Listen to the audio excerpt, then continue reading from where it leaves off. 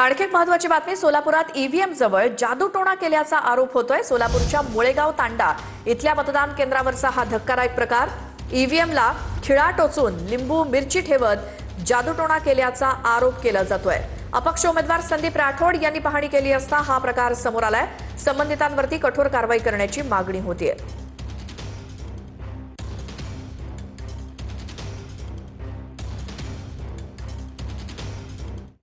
EVM मशीनच्या खाली जादूटोणा करून खाली ठेवले होते।